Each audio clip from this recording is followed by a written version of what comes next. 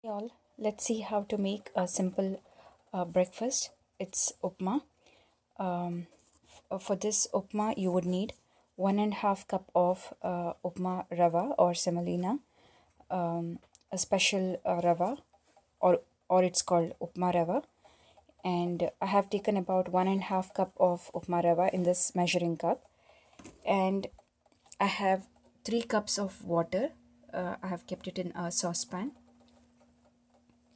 and apart from that you would need um, half cup of freshly grated coconut and half onion which has been thinly sliced and cut in between, and 4 pieces of red chilies and few curry leaves. And I've taken about a teaspoon of salt, and less than a teaspoon of salt, maybe 3/4 teaspoon of salt, and 1 teaspoon of sugar. You could use white sugar as well. I'm going to use brown sugar today. And a small piece of ginger chopped, and I have mustard seeds here, a teaspoon of mustard seed. Let's see how to make this. First of all, I'm going to put rava in a pan and dry roast everything until 5 minutes on medium heat, tossing everything together or stirring it every now and then. Do not let the rava burn. You have to stand next to the pan. So set the heat on medium heat and fry it.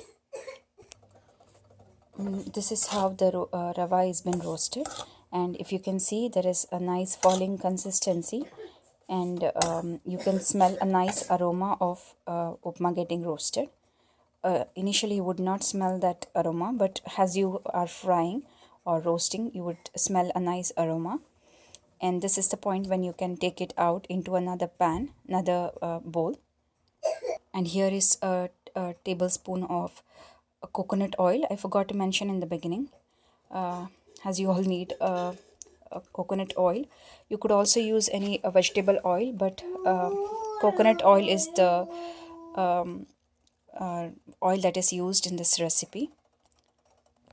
Meanwhile, set water for heating.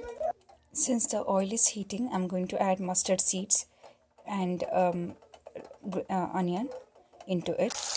The oil was very hot, so I added mustard seeds, onion, and now I'm going to add red chilies and the curry leaves. And now you could add ginger as well. Add ginger, finely chopped ginger here. I'm going to add ginger powder. Fry until onions are turning translucent.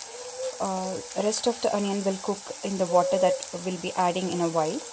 The water is getting boiled. I'm going to add water as soon as it starts a nice rolling boil.